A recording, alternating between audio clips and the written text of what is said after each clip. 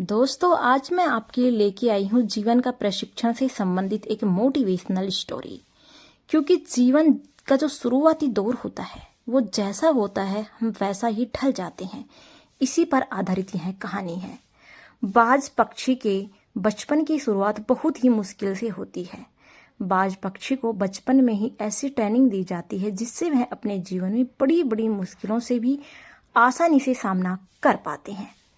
जब किसी भी पक्षी का बच्चा पैदा होता है तो वह कम से कम 1 महीने तक तो अपने माता पिता पर ही निर्भर रहता है।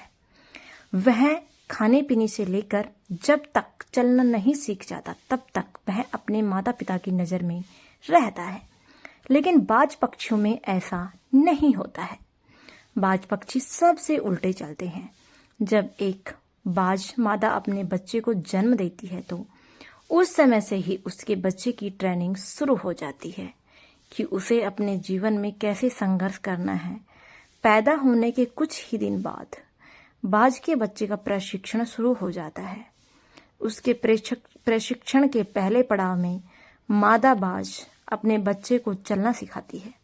जब बच्चा भूखा होता है तो उसकी माँ खाना लाती है, जैसे ही सभी पक्षी करते हैं। लेकिन बाज सीधा अपने बच्चे को खाना नहीं देते।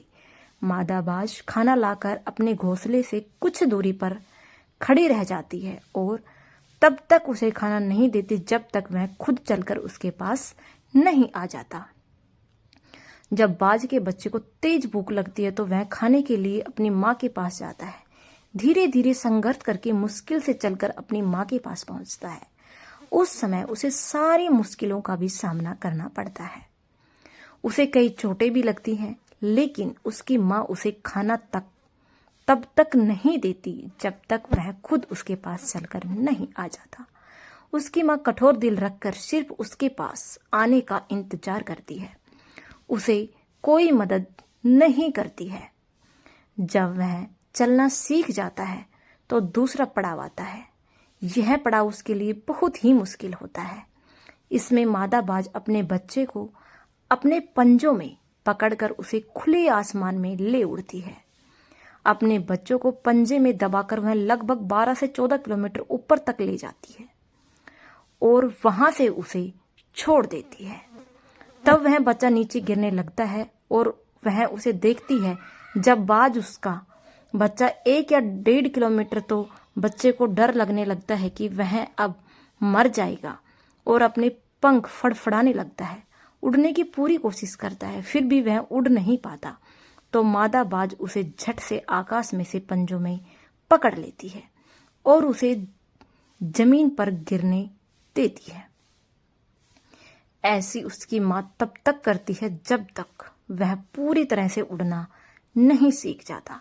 इसी प्रकार से एक बाज के बचपन की शुरुआत होती है और उसे इस कठिन प्रशिक्षण को करना पड़ता है। इस कठिन प्रशिक्षण से वह अपने जीवन में बहुत कुछ सीखता है।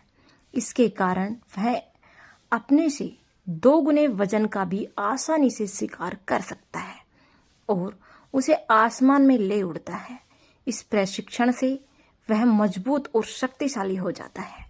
हमें बाज के इस प्रशिक्षण से जीवन में बड़ी सीख मिलती है। हर व्यक्ति, जानवर या पक्षी अपने बच्चों से बहुत प्यार करता है। इसका मतलब ये नहीं है कि वह उसे अपने ऊपर ही निर्भर रहने दे। उसे जिंदगी में मुश्किलों का सामना करना भी सिखाए, जिसके कारण वह अपनी प्रतिभा दिखा सके और अपने एक बेहतर व्यक्तित्व को कायम कर सके। हमेशा अपने बच्चे को यही सिखाए कि जिंदगी का दूसरा नाम ही संघर्ष है। अपने जीवन में यदि कुछ भी हासिल करना है तो संघर्ष करना ही पड़ेगा।